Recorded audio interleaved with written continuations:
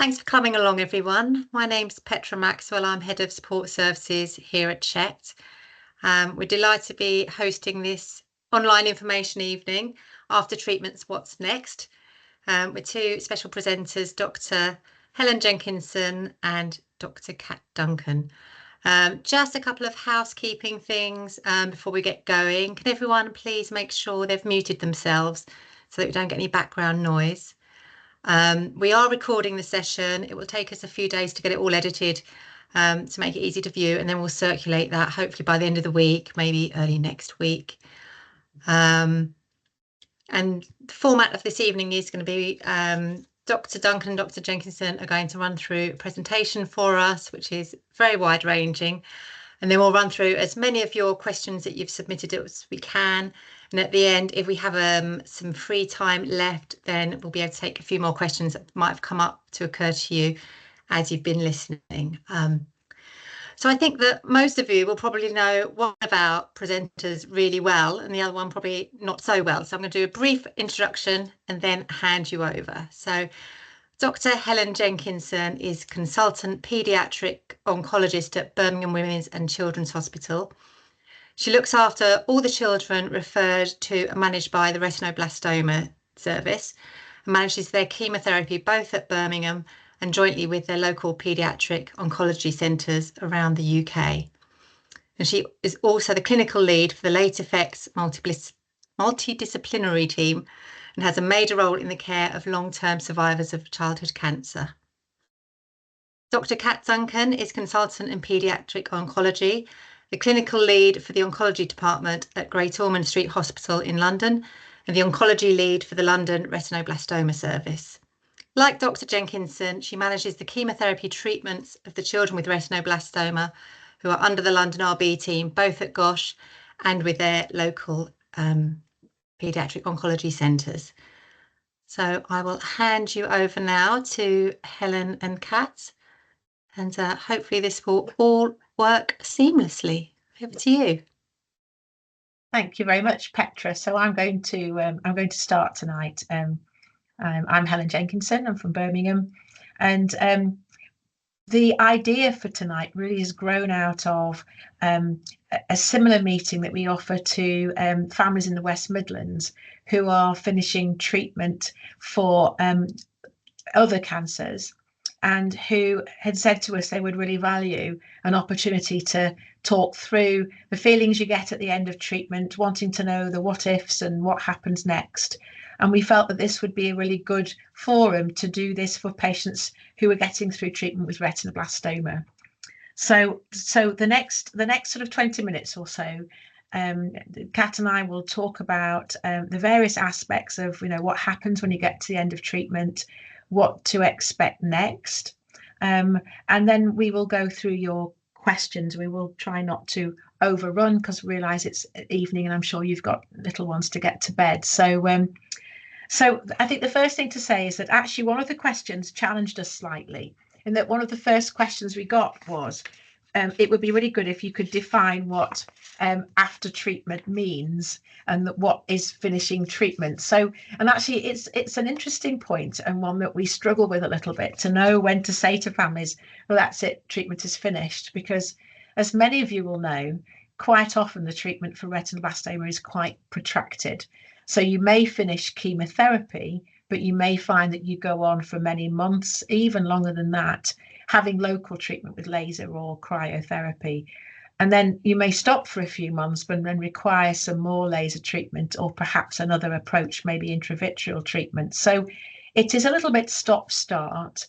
And we realise that can be very challenging for families to know at what point can you say we have finished treatment.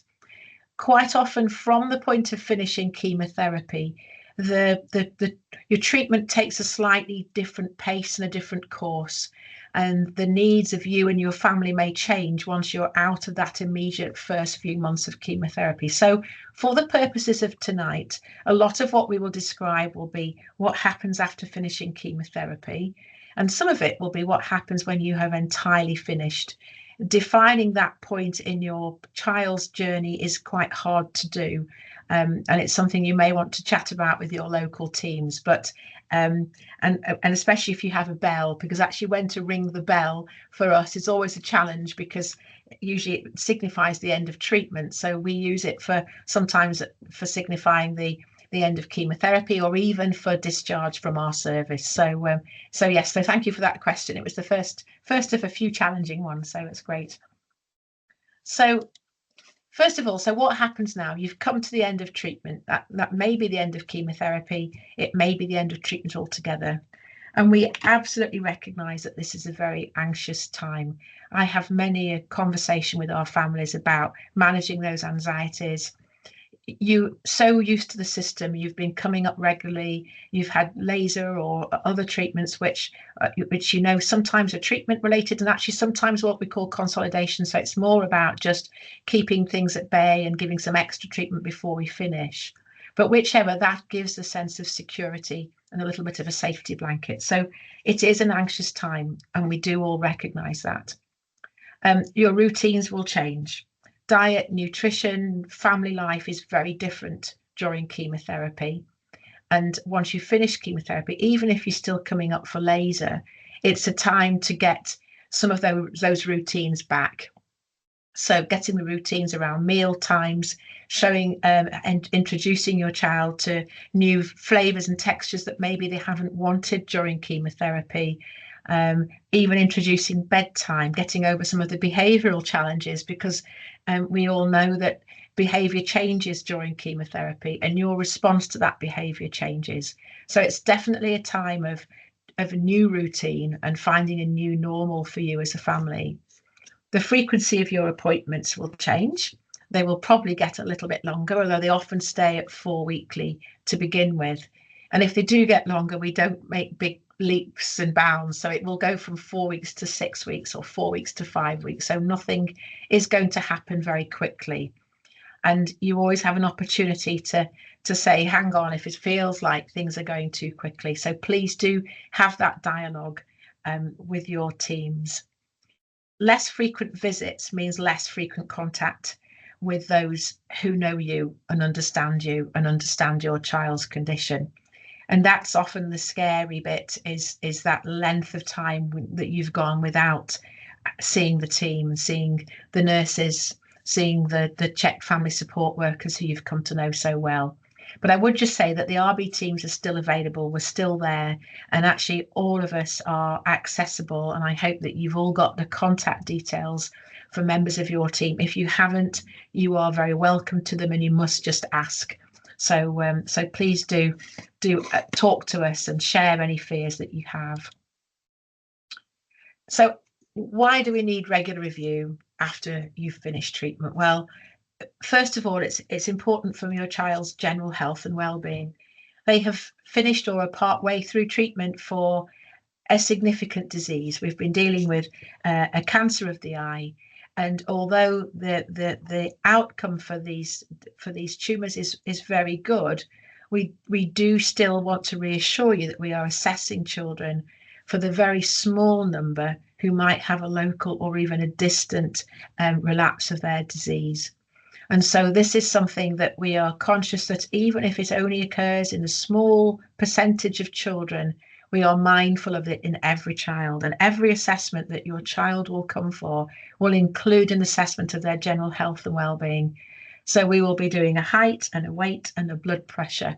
Changes in those can give us a clue to there being a problem. You will often meet with multiple members of the clinical staff who will talk to you about how they are, how they're getting on, are things normal? And and often that will include, most times or some of the times, you come up a meeting with an oncologist who will be there to specifically think about whether there's anything that troubles us about your child or any symptoms that they may have. Of course, it's important that you continue to have access with your geneticist. It may not be that all the genetics results are quite worked through. They're quite complex these days, and it's important that when you finish treatment, you understand the risks to your child if they are genetic. You understand the risks to your other children, to you if you want future children. So getting through that genetic advice and completing that is really important. Of course, a big part of this examination of the eyes And there are two aspects to this. There's first of all examination of the eyes for recurrence of treated tumour or for the health of the socket if your child's had an enucleation. And that's about making sure that the disease is under control. So the examination under anaesthetic to begin with will be to look at all the tumours and to look at the socket and make sure there is no evidence of any new growth that would suggest that the retinoblastoma has still got some activity. That to begin with will be under anaesthetic. And then as your child gets older, we may be able to start seeing your child awake in clinic. Again, this doesn't happen really quickly. It often happens as a sort of dialogue with you as to we think that they're ready, maybe even to try, first of all, to see how they're getting on, come up for an EUA, but have an awake examination first. So we try and build up your child's experience of having their eyes examined whilst they're awake. The plus side is they don't need to be starved for an anaesthetic, and actually when they realise that, often cooperation does improve, but of course having place specialists there is really very helpful too. Part of the eye examination though is not just about the tumour that we've treated, but it's about your child's risk of having a new tumour or another tumour in their remaining normal retina. And this is entirely dependent upon their genetic results, which is why it's important that we know what those results are. And that's why we continue to work that through. And if we're uncertain, if we have uncertainties, then we will err on the side of caution and continue to see your child more frequently and unless we know what their genetic results are. And the final reason why we continue to see young people is, of course, is to assess the side effects of chemotherapy or the treatment that they've had. And I've got another slide later to talk you through these, but whatever the treatment, the side effects may be different, and every child will have a different spectrum of side effects that will need to be considered on an individual basis. So general health and wellbeing, what can you look out for? You'll see us regularly. You'll meet myself or Kat, Duncan, or the CNS team. But what can you do in between? And families will often ask me this. I think the first thing to say is that we're not really not expecting to see very many problems. The chance of there being a new problem after your child has been treated, particularly with respect to retinoblastoma occurring somewhere else in their body, is very, very small. And of course, normal childhood illnesses will also happen. So we would expect you to be keeping a very close eye on your child, but we will also expect you to understand that they will get coughs and colds, they will get diarrhea and vomiting bugs, they will bring everything home from nursery. And it's trying to get to work through the balance between what's a normal problem and what's something that you will need to seek some advice about. And in the early days, we'd expect you to seek advice much more frequently, because you will be wanting to check everything that you think's a little bit out of the ordinary to make sure it's not something that we need to know about. So if there's a change in the appearance of the eye, if there's a change in the vision that you've noticed, then please do tell us. I think certainly in Birmingham, a lot of our families are some distance away. So we do rely on emails and phone calls and photographs being sent in. So in particular, if it's a problem relating to the eye or the fitting of an artificial eye or the socket, we can often do a lot by exchanging photographs, exchanging conversations, and sometimes involving local teams if it's something that we feel can be dealt with locally. But if we're uncertain at all, we will bring your child back or we'll reassure you where appropriate. Other things to look out for, of course, are lumps and bumps. And this is one thing that families will often say is, well, what do I look out for? What do I do? How do I examine them? We're not expecting you to examine your child after completion of treatment, but you will notice things. And if you do notice a lump or a bump, and particularly a lymph node, then that's something that I frequently have conversations about. Now, lymph glands are normal. Lymph glands are small nodes throughout the body, which often react to infection. They do react when there are cancers in that area as well. And that's always the challenge of managing an enlarged lymph node, is to know, is it related to the retinoblastoma or is it to do with infection? 99 times out of 100, it's because there's infection there. And often we will often use other factors, such as, is there a temperature? Is there an upper respiratory tract infection? And is there a cut or a bruise or something nearby to suggest that there might be an infection nearby? And hopefully but the vast majority of these we can reassure you, because lymph nodes and being enlarged in the face of infection is very normal. Neurological symptoms can be normal, but vary due to other factors. And we would say, if your child has got persistent headaches or vomiting or drowsiness, or just a prolonged symptom that you cannot explain, we would like to know about that. Sometimes we'll say, come up, we'll see you. Sometimes we might say, actually, you could go and talk to your GP about that, but we would like a dialogue to be able to talk to you about what the problem is. Eye examinations after treatment. Now, this is something which varies a little bit in centres and between centres. So I've given you here what is a kind of broad outline of the frequency of eye examinations after finishing treatment. And as you can see, it's quite complex. This is lifted from our follow-up guidelines, our protocol.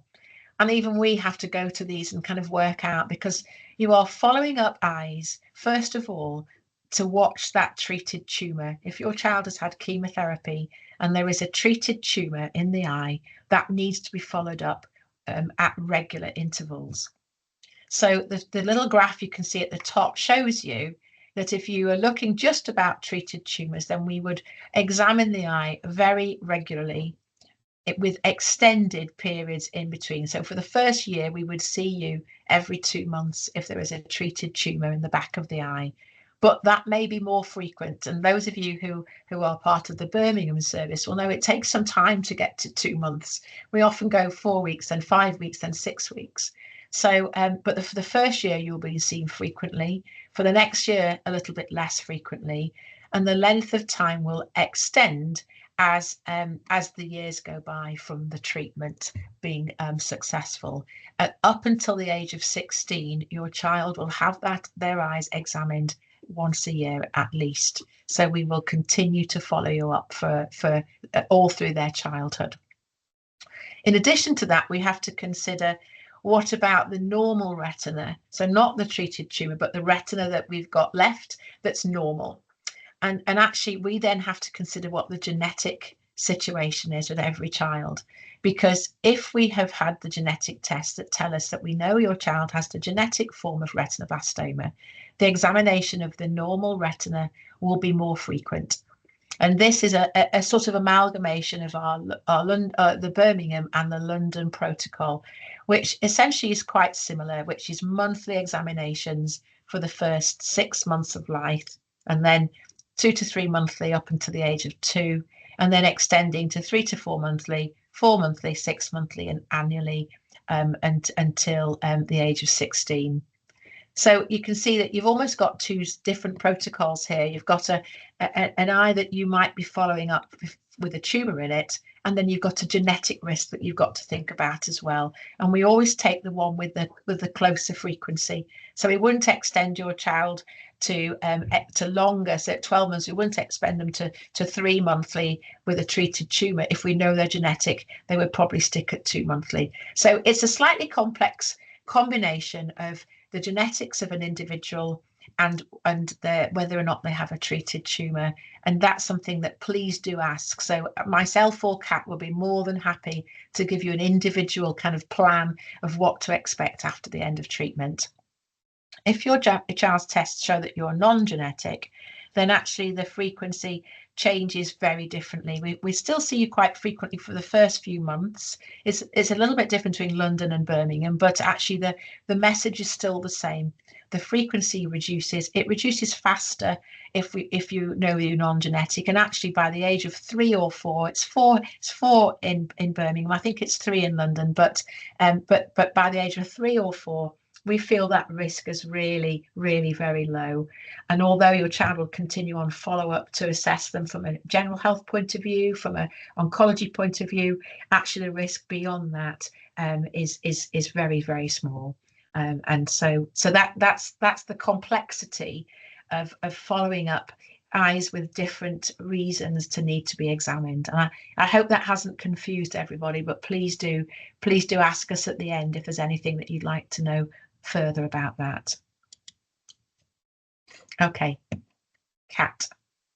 So hi everyone, I'm Kat Duncan, one of the oncologists in Great Ormond Street. So I thought I was going to kind of take a line from talking about kind of the immediate kind of completion of treatment. So obviously if your child's still got a central line, be that a Hickman line or a port.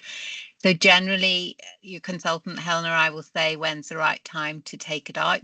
It depends obviously on waiting lists as to how quickly it comes out. It obviously takes longer to get it out than it did to get it put in the first place. I think I know with us it's at least a 6-week waiting list to get lines out. So while it's still in situ, it sort of has to be treated with respect in the same way as it was when your child was actually having chemo. So if it's a Hickman line, it still needs flushing weekly and dressing change. If it's a port, it should be flushed monthly. Bloods aren't necessarily required. I think it generally depends a little bit on whether your child's on supplements and whether they've can't recovered after the last chemo as to whether or not bloods need to be taken, even if they are flushing, the nurses are flushing the line. And again, I think there's a slight difference about using kind of a wash to be continued to be used. I think we don't recommend that so much down in London, but obviously the Birmingham team do recommend that. Any signs of infection, even if they're not on chemo, still need to be assessed because the central line is still a foreign body. And as when they were on treatment, we would treat with antibiotics. So if they've got a fever or are unwell, they still need to go in and be seen and assessed at that point. From swimming point of view, you can't go swimming with a Hickman line because obviously it's kind of open to the water unless you've got one of these fancy dry suits, which are now becoming more common to access. Next slide, please, Helen. Then re-immunisation. So the re-immunisation rules have changed recently, more related to some of the measles outbreaks we've had. So we now recommend that you should consider re-immunisation about 3 to 4 months after completion of standard treatment. This is only related to systemic chemotherapy. So that's the chemotherapy that's gone into the kind of directly into the blood, into the lines. Children who've had intraarterial chemotherapy, so into the back of the eye, or intravitreal chemotherapy into the eye itself, do not need re-immunisations.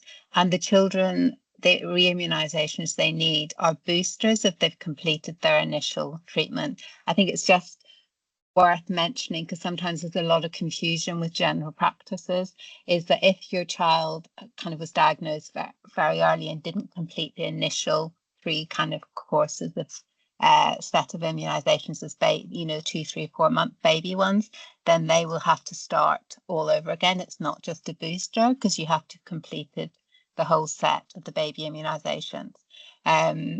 Then the same thing related to being at risk of infection. We consider up to 6 months off treatment is about the time it takes you to sort of to develop their immune system, fully recover again. So that's why they're still recommended as having inactivated flu vaccine up to 6 months post completion of chemotherapy. And therefore that's why they get recommended to have the nasal spray for the first 6 months after completion of chemo. So I think it's worth, this causes quite a lot of confusion generally. I think we have a letter that we send out to GP practices and ask the families when we see them in clinic to actually contact the GP practices, because they won't contact you. So it's something which is very important to do. And often we have to kind of communicate with the GP practices to reassure them it's okay to do this. And it's perfectly safe to basically have all the injections at the same time. The child's immune system is kind of fully recovered enough that they'll cope with that. Next slide, please, Helen. Again, related to this sort of immune kind of competence after the treatment, if you're still within 6 months and the child's exposed to chickenpox, then they need to make contact with the RBCNS team, and they would then probably need to have some oral acyclovir. And obviously the same thing with measles. If they've had contact with measles, they also need to make contact with the team. So the Septrin is the prophylactic antibiotic that we give for some of the patients, not all of them. It depends what chemotherapy they've had, and that tends to carry on for a couple of months after. It does slightly depend what treatment they've had. And again, Helen or I or the teams in one of the centres will tell you for how long that will go on for, but it is between 3 to 6 months. And then we sort of mentioned a little bit about contacting your GP. So I think, again, this depends on your local services. Some kind of shared care hospitals will continue seeing the children up to 1 year after they've completed systemic chemotherapy and will be happy to see them. Others will stop sooner than that. But part of what the RB team will encourage you to do is sort of, you can speak to them and then encourage you to go back to the GP. And if you need extra support, we can always ensure that one of the team speaks to the GP if they kind of have any queries. So it's slightly to sort of like, I suppose, get back into what is general paediatrics. It's fine for you to go to the GP. GPs are quite used to seeing children. But if there's any worries, they can obviously run it by the RB team. Next slide, please, Helen. Helen's taking over again for longer term follow-up. Yeah, this is just a few slides just to talk about what to expect in the slightly longer term. A lot of families will ask this, well, you know, what happens when you're through that acute time, when the line's out and you're starting to settle into more of a regular routine with clinic. And actually, long-term follow-up is really important in follow-up of children who've had any treatment for cancer, whether it be surgery, chemotherapy or radiotherapy. And this is a big part of oncology practice, is to actually look at patients for the longer term. It allows us to detect and manage any problems which are caused by the retinoblastoma or its treatment. And these side effects can be acute, so things that we're looking out for during treatment in the immediate short term, but actually can be what we call late effects. And so late effects of treatment can be months, years, decades later. And late effects of treatment can be physical or psychological. And so it's really a massive spectrum of potential problems that can occur in young people at any point during their life. So the likely late effects from children treated with retinoblastoma are dependent upon the retinoblastoma, whether or not it's genetic, what the size of the tumour was and the position of the tumour, which is likely to have an effect on vision, and whether your child was able to retain their eye, but also the type of treatment, what chemotherapy, what type of chemotherapy, what the drugs, what the side effects of those individual drugs. And for patients who've required radiotherapy or surgery, each one will have a different spectrum of late effects. So why do we need late effects? Well, after a period of time, you will no longer need eye examinations under GA and you start coming to clinic. Oh, sorry, I hope you all heard that large firework outside my window. And actually in the late effects clinic, we look out for changes in health related to previous treatment. So children will arrive, they have a height and a weight and a blood pressure. They will be seen regularly. And we will look particularly at their growth and development. And some children will develop a late effect, which hopefully we have anticipated and we have prepared them for, or you for. And in the longer term, it's important that we encourage all of our young people to have a healthy lifestyle. And it's quite an important part of what we do, is to give the message around health promotion, and to give children access to information regarding healthy living, healthy eating, healthy lifestyle. And I will go on to talk about the summary of diagnosis. So who goes for late effects? Which of your children will be offered late effects? Well, nearly all patients will be referred to the long-term follow-up service. It doesn't matter what treatment they had. It's likely that as part of their treatment, they are going to have some aspect that they would like to talk about as they get older, some aspect that maybe affect how they're thinking about themselves, how they're thinking about life. And so all children are offered long-term follow-up. Some children will, as they become young adults, will be offered transition to an adult long-term follow-up service. And this will depend very much on the young person, what their needs are at that point. And a consultation will happen around the age of 15, 16 to decide if your young person needs to go on to adult follow-up. Most patients with genetic retinoblastoma are offered adult follow-up. And many patients who've had chemotherapy, particularly chemotherapy intravenously, will be offered some support in the adult setting. The frequency of these appointments will change depending on each individual child's needs. And there are a number of patients who are discharged back to their GP or just choose to go back to their GP and not remain under follow-up at all. So follow-up for established and anticipated late effects. These are the sorts of things that we'll be thinking of when we see your child in clinic.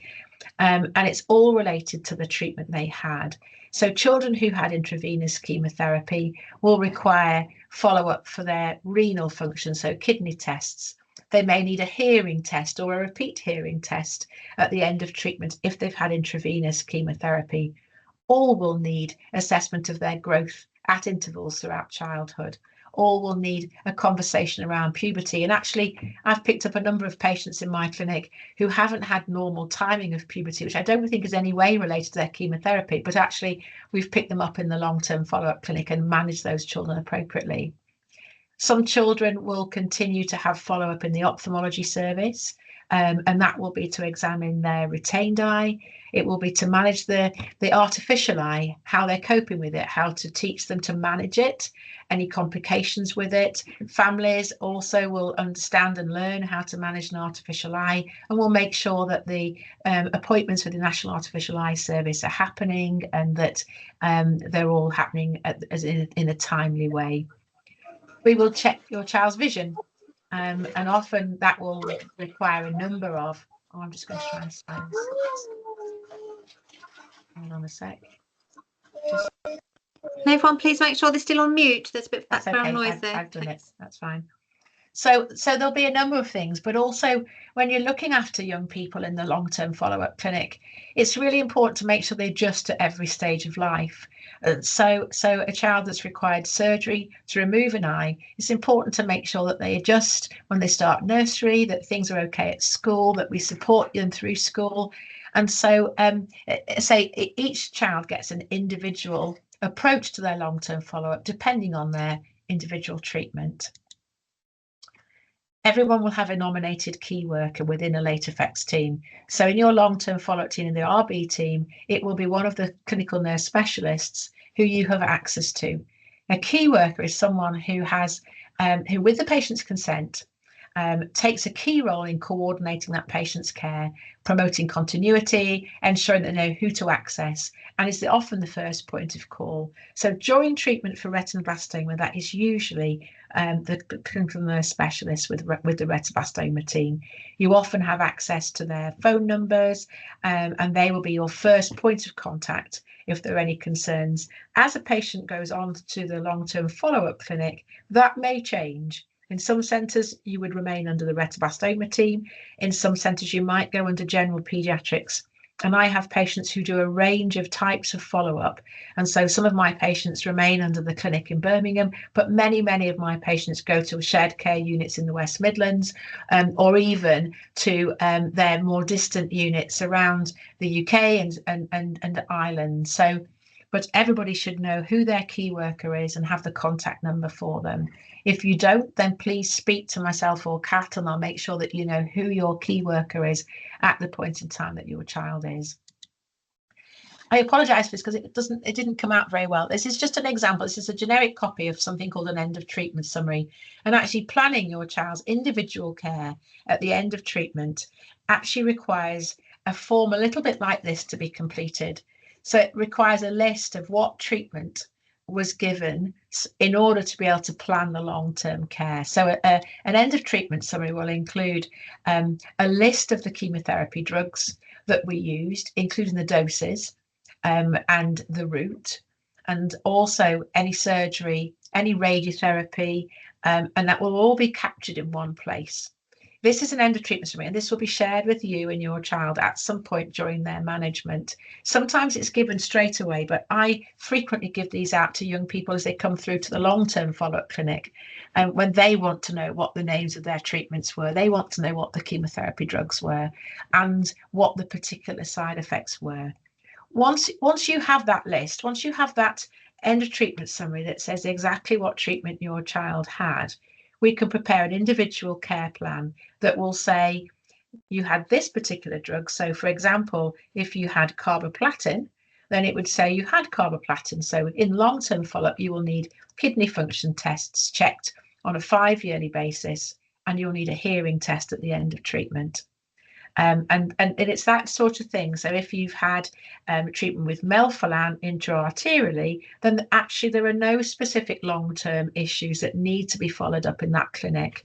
So every treatment is associated with a specific long-term follow-up goal and surveillance and kind of follow-up, some of which is a one-off, some of which goes on into adult life. And that's very individual, but that's the sort of document that you will be given. And through that clinic, we then do a lot of education around the risk of long-term complications. To begin with, that education will be with you. So that education will be about what your little one is at risk of and what we would advise in terms of choices around lifestyle.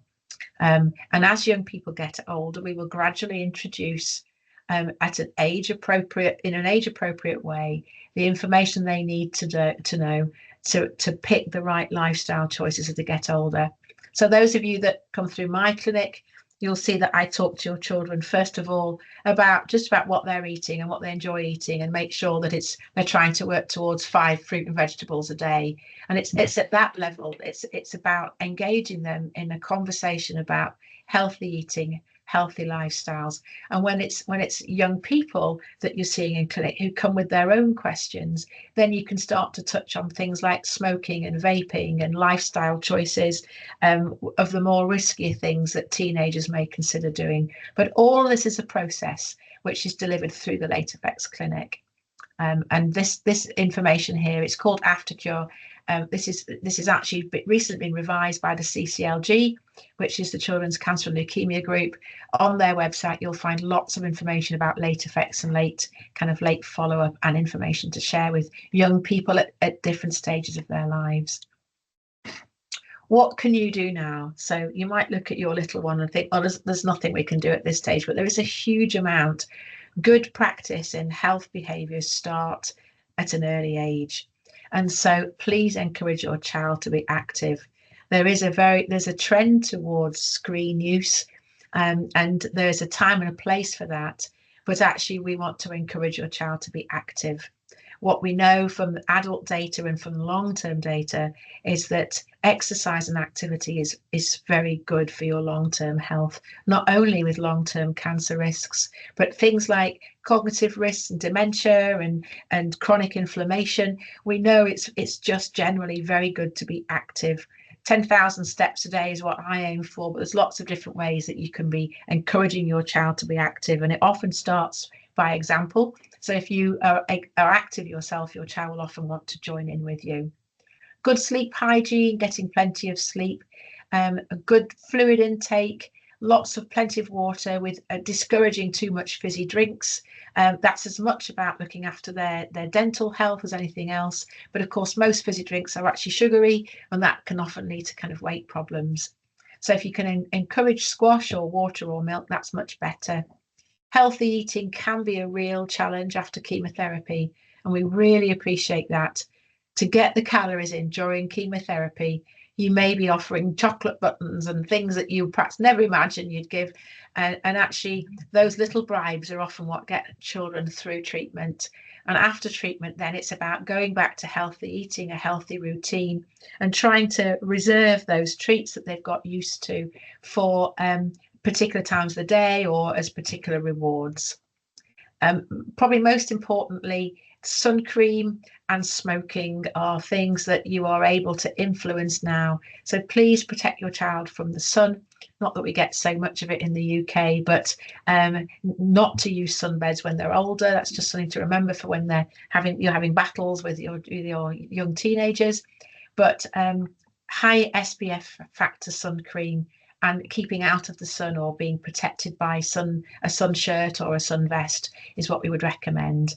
And of course, smoking, we know that smoking in young people is often something which they learn from role models. So if you are a smoker and you think that you're looking for a time to give up, then I would say now would be the time, because your child is likely to look to you as a role model. We know that the combination of genetic retinoblastoma and smoking is a particularly challenging combination in the future when we're looking at the second malignancy risk. So actually, if you can stop smoking now and encourage your child never to start smoking, then you'll be doing them a huge favour. Kat. So I think we just wanted to sort of touch on and maybe just give you kind of guidance towards some of the other support kind of networks and things. I recognise we're kind of running out of time, so we'll just go through these quickly. Helen, next page. I think the important thing to say is actually even when the child's off treatment, the family are not, it's not that you're no longer under our care and that we're not interested in you. So all the resources which we talk about when they're on treatment are also applicable when they're off treatment, and sometimes it's harder just to get back into patterns, as Helen's already mentioned. Sleep is always an issue, and there's also quite a lot of problems about when you're on treatment, you're being seen very often and you feel very reassured and the child's having treatment, and then whenever we stop treatment, that's a whole period of anxiety for parents and children as well. So we recognize that, and it's perfectly okay to voice that, and there's people to support and talk through those perfectly reasonable concerns. So this is just sort of some of the more common things that kind of can come about: goals and motivation, kind of kids that have missed a bit of school, kind of how they relax, and again, as Helen's already mentioned, some of the self-care things and values about their self-worth, which can be picked up at various stages in school, which sometimes the younger ones are less vocal about issues which are coming up, and the teenagers equally well can be less vocal for different reasons. So I suppose this is just, we just wanted to highlight some resources. If I get Helen just to go through these quickly, there's a really useful relaxation workbook which we can kind of provide, so you can access to that. And then there's some websites which are sort of like specific supports. This is more related to mental health, which are quite helpful. And there's also there's linking with teenage groups of children who have had retinoblastoma as younger children and then have kind of grown up, become teenagers, and are quite keen to support others going through it as well. And then the other next page is talking about kind of apps which the children can access. And then the next page is talking about more sort of like kind of other kind of supports. Obviously, checked you already know about. Young Lives versus Cancer is the charity, the social workers who help support you when you're on treatment. They are able to give advice. I think often when you stop treatment, they aren't able to support you in the same way, but the website is still there. Then Macmillan is obviously another cancer information, and then CTLG, Helen's already mentioned. And then I think the last slide is talking about the important things about Make-A-Wish, Rays of Sunshine. Over the Wall is an amazing charity set up where you can go and do like camps, which can be both virtual and kind of physical, which can include siblings, can family, can be the child itself. So, and Ellen MacArthur is another really good charity who she takes kind of on sailing trips. So there's lots of things around. Just ask, or people can point you in the direction of kind of like positives of having had to cancer. You can have access some of these kind of extra kind of charity support things to kind of give positive reinforcement to the kids. I think we've gone through all the slides, and then what we're going to do is go through the questions that have been sent through. I don't know if anyone's got any questions they want to ask before we do that.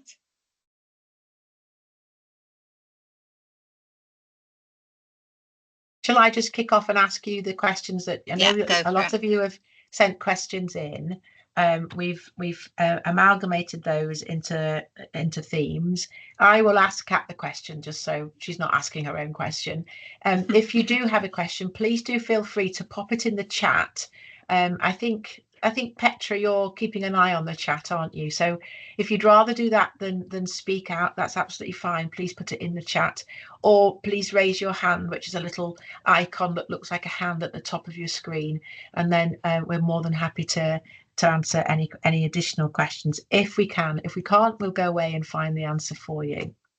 So Kat, the first question that was how long after chemotherapy and follow-up immunisations is it safe to start nursery?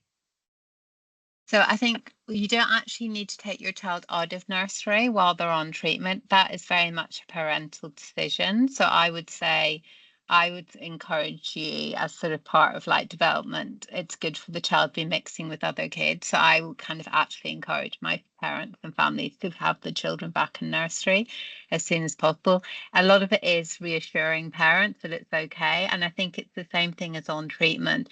The real serious infections often come from the child's own body. It's not that they picked them up from somewhere else. So from a physical development and socializing, it's good for them to get back into nursery and be mixing with other kids. So there's not a specific time. I think it's each family need to just talk with their local team and talk through their worries and concerns. There's no medical reason why they can't be back in nursery, basically.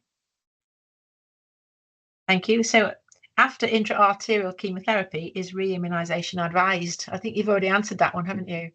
Yeah, so you don't lose your immunity, so you don't need to be re-immunized after intra-arterial. But if intra-arterial has followed Joe chemotherapy, then you need to be booster immunization post the Joe. And would children with RB be eligible for the COVID vaccination? Yeah, so I think we were discussing this earlier. I think our letter from GOSH going out is saying that if you're within 6 months of completing treatment, then yes. But if you're outside of that, then you don't need to have the COVID vaccination or you're on treatment. So this is obviously the off treatment talk. So within 6 months of completing treatment.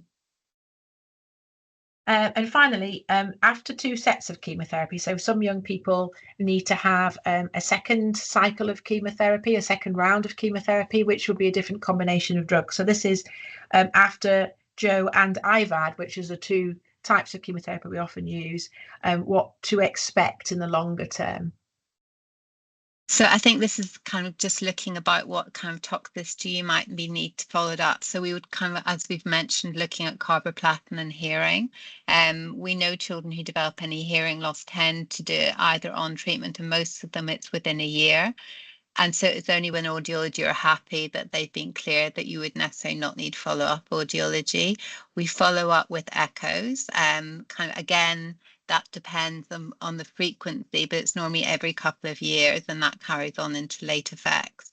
And then the other thing that sometimes children have had, kind of, we call it like a kidney link from the chemo, and sometimes they're needing supplements. So that just needs monitoring, and while they're still on that, they'll still need to have their blood tests checked, but that normally, again, can be weaned off. Sometimes if they've had some of the more intensive treatment, like the extraocular kind of treatment, that RH treatment, that can sometimes take up to a year for them to come off the supplements for the chemotherapy. So again, I suppose what we're trying to say is some of it is guidelines, but each child is slightly different because it depends what support they've needed on treatment.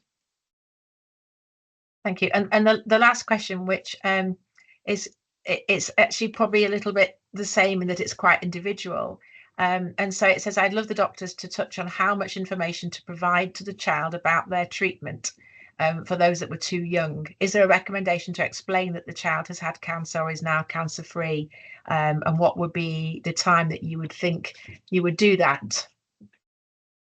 So I think that is very much dependent on families and children. I think as a general rule, we always think it's important for them to know that they have had treatment. Some families are more reluctant than others for the children to know when they're older, but some of that is because they feel quite traumatized because of their memories of it. So often the children who are very young when they're treated don't really remember it, and don't remember the wards, don't remember, and aren't sort of as traumatized as sometimes the parents have been from it. So I think it is important for them to know, because often they'll have little scars from lines, and if they've had an enucleation, they sort of need to know why they've had a pearly eye.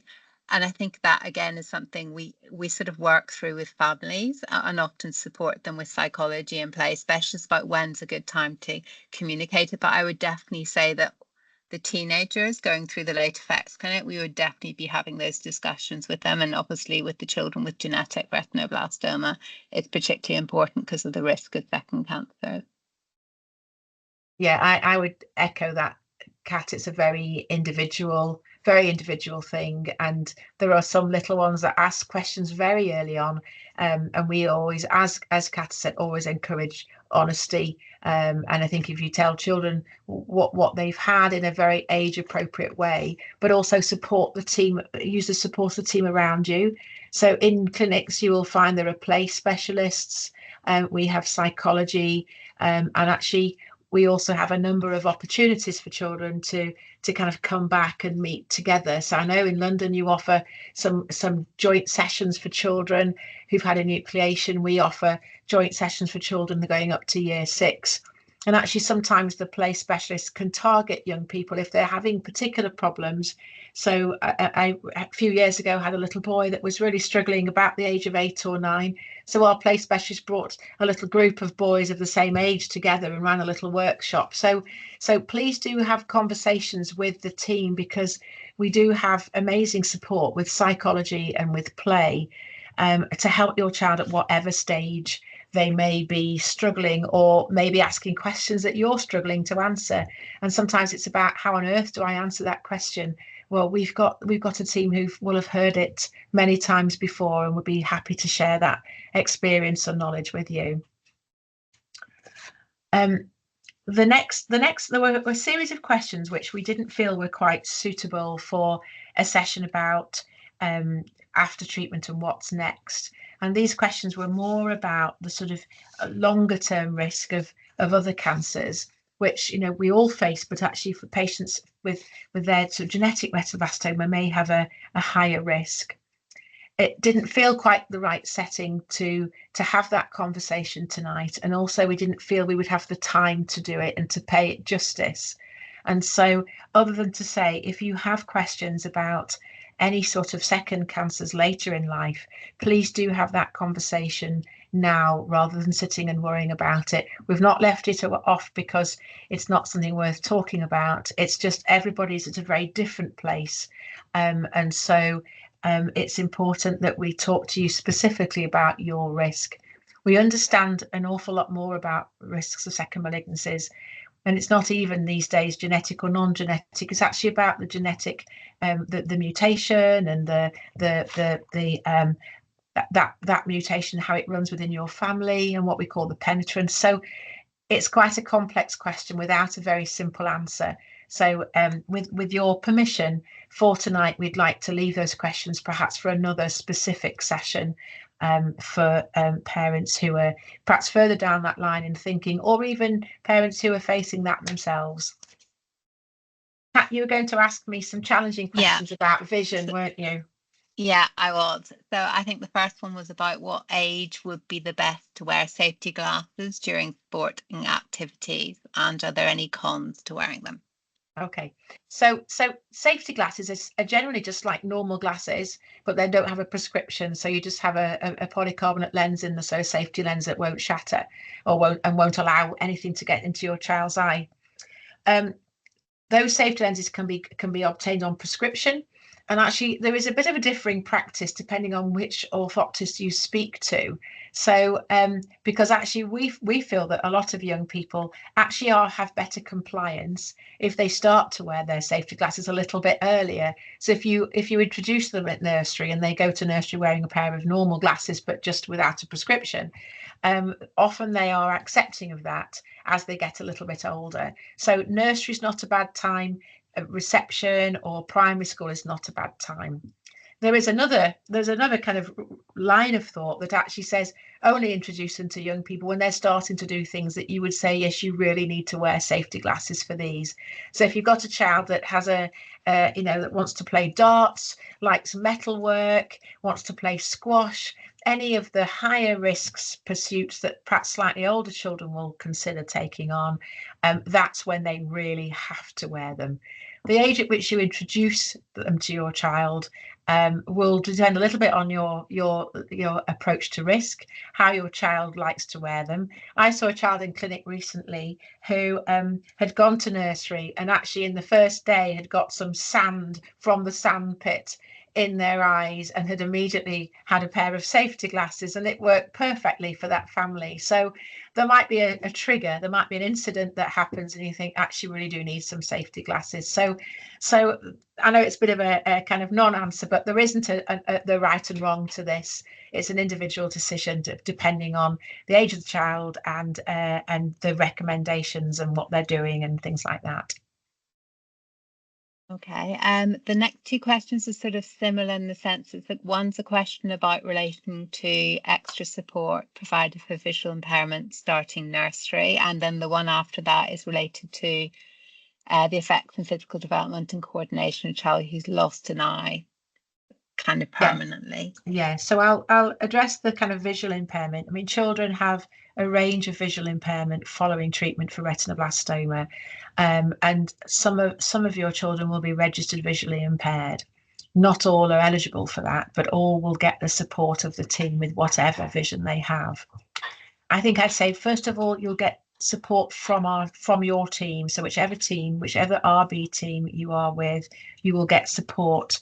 And those teams often sit within a wider ophthalmology department, where you will find that there is often additional support for children with low vision. So there's a person called an ECLO, which is an eye care liaison officer, and that the ECLO within a department will often have access to support and resources and websites that will help you. And then once your child gets towards nursery age and school age, that's when we start to liaise with the school and look at those children who might need some additional support, such as an EHCP. And so again, it's very individual, but the support is there within your team. And the message that came back from the orthoptist in Birmingham was please ask, please go and support, go and talk to them, because there is support there for you all the way through. And so please speak up and speak out. A lot of our CNSs will also go into schools and will support schools in managing children with whatever their condition, whether it be that they have a visual impairment or whether they have an artificial eye that will need managing within the school setting. And that can be led from the RB team or from your local orthoptics team.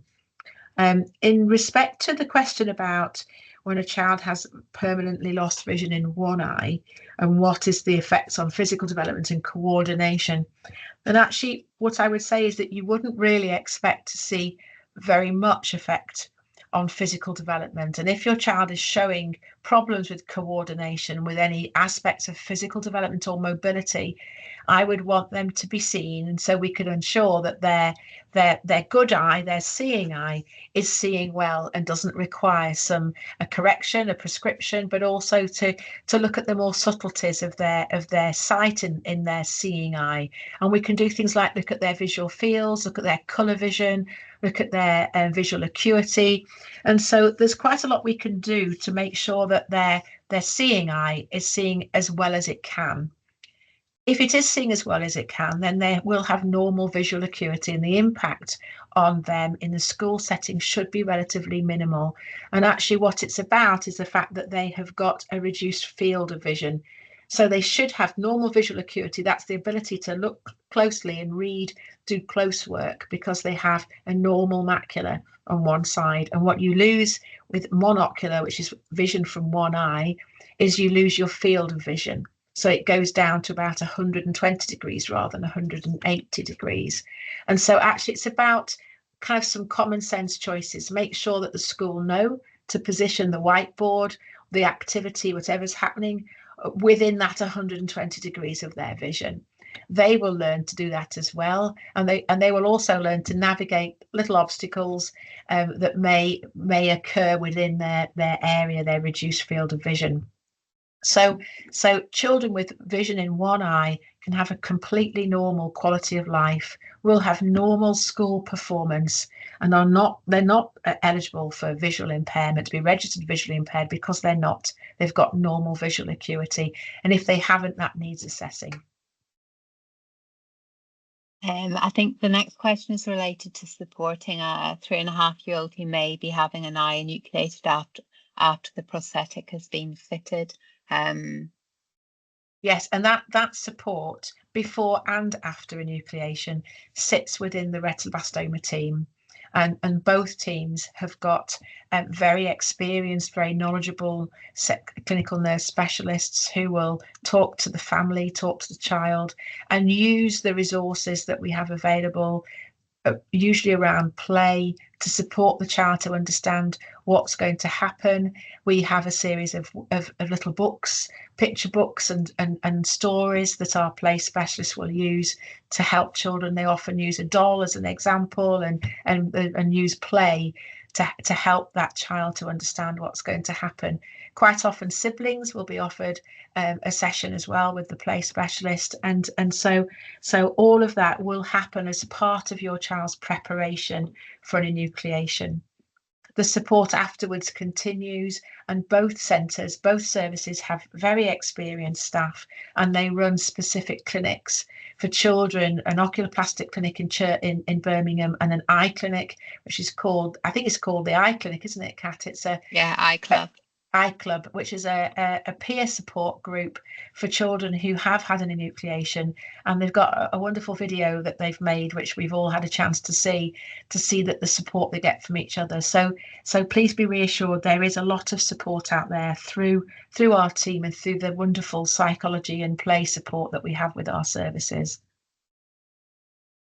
I think the next question was related to swimming, about when to reintroduce swimming, especially underwater swimming. Yes, so well, swimming is strongly advised that you would wear goggles when you're swimming, and so certainly if your child has an artificial eye, then it would be wise to wear a pair of goggles when swimming. And that's because if the eye were to come out, even if it doesn't come out very often, you really don't want that happening in the swimming pool. And that has happened to a patient of mine in the past, and they kind of learnt the hard way by having to swim down to the filter system to try and find it. And so I would say a pair of goggles. Normal goggles should be all right, but actually if your child is going to do anything kind of longer term around kind of swimming sports, they may need a pair of the wider goggles, such as the ones that you might use for sort of scuba diving and that sort of thing. So a kind of wider piece on the eye, if that's more comfortable for them. So normal goggles or bigger goggles. And I would say also that if your child has had any intraocular injections, so whether it be an injection of chemotherapy or an injection to take fluid, we would not recommend swimming for at least 4 weeks after an intraocular injection. So that's just something to be aware of, and you should be told that at the time. I think the last question, there's a question about eye exams, but we've already touched on that whenever you were doing your checkup. And then Yes. The last one is about issues about socket after enucleation. Who manages that? Is it the RB team, or they be transferred to a local hospital for treatment checkups? Well, certainly in our practice, and yours might be slightly different, children after an enucleation will often have contact with their local team very early on, and so that local team will often see children within the first week or two to ensure that all's well, and actually to start building a relationship with their local team. They will then come back to Birmingham, have a virtual appointment with us, but come back to Birmingham for follow-up, and at around the age of about 12 months, the distance of 12 months from when they had their enucleation, if they're not genetic, then they may be appropriate to refer back to their local centre. But that is often done in partnership with the local centre.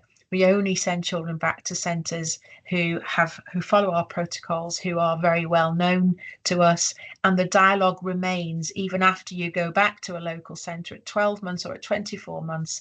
We will continue to have an open dialogue around any findings. Photographs are exchanged, images are exchanged, and so there's always an opportunity to come back. But for most families, the option of going for care locally is often welcomed, and it's something that makes life an awful lot easier in the longer term. Yeah, I think we have a slight mixed bunch about how we do it. I think they do come back to us to be checked, and then following on, sometimes it depends who's managing the artificial eye, where they live, as to whether or not they get seen locally. So I think that depends very much geographically, really. But again, as Helen said, that, luckily with technology, it's very easy to take photos and share photos and discuss things with each other. And again, if parents are concerned or not quite happy, they just can pick up the phone and speak to the team So again, I suppose the important thing is if you've got any concerns, just raise them with your local team, because, you know, we'd rather be asked and reassure you, or if there's a problem, we want to know about it. So, you know, there's no wrong question, I suppose, is what I'm trying to say. I think that was all the kind of sent in questions, but I can see that some questions have just been put on chat. So one about sleep issues related to anesthesia. I mean, I think we see all children having issues with anesthetics. Often it's not just the RB children. So I think we would normally, a lot of it is just going back to sort of like sleep patterns and sort of like sleep hygiene and how you kind of like get them to bed. We wouldn't necessarily think that they need anything more kind of therapeutic in the sense of melatonin, unless it's children who are very severely visually impaired or bilaterally enucleated. So I think health visitors should be able to advise you, but I think again this is probably lack of confidence because they're not used to dealing with children with retinoblastoma. But it's the basics of sleep hygiene, which, having had children, I know is easier said than done. But you know, it's the same principles basically. And then the other question is about a 3.5-year-old little RB kiddie who's was asking about chemo. Yeah, I mean, I think as Helen's already said, children pick up on things and, you know, they ask questions, and I think it's important not to scare them. I always start off asking families if there's history of cancer in the family and what their child links with cancer, because sometimes, unfortunately, it is with an older relative who they link with that person having died. So I suppose some of it is kind of delving into what the family's kind of interaction has been with cancer before and how you deal with talking to them, and as Helen's already mentioned, about age appropriate discussions. But yeah, it's supporting everyone to be what they're comfortable saying to people, and the play specialists, I'm a psychologist, are very good at helping families with that as well. Yeah, and I think actually when it's a question of what's chemo, well, actually chemotherapy is just medicine, isn't it? It's just drug treatment. I mean, the significance of it is it's drug treatment that treats cancer. But actually, you'd be very honest to say it's medicine. I mean, he you know, only 3.5. I don't think you would need to do any more than that. It's just to say it's medicine, or it's special medicine to help you get better. And I think that's the sort of language that you would use at that age. And I think at 3.5, I don't think you're going to get any further questions. I think that is often sufficient, and children know that you're going to be honest with them and that you'll tell them, but you'll tell them at a pace and in a way that's appropriate for their age.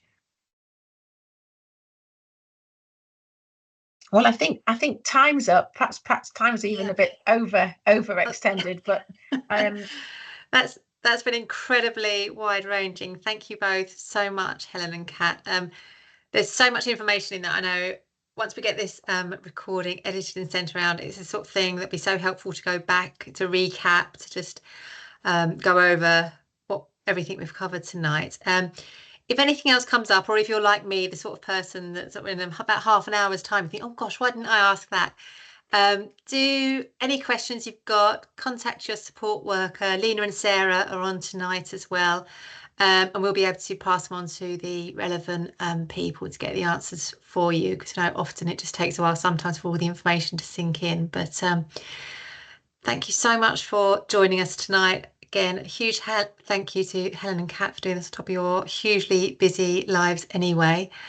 And yeah, we hope this is the first of more of these type evenings to come. So I will be getting in touch to ask people for feedback, anything we can learn, do differently, do tell us.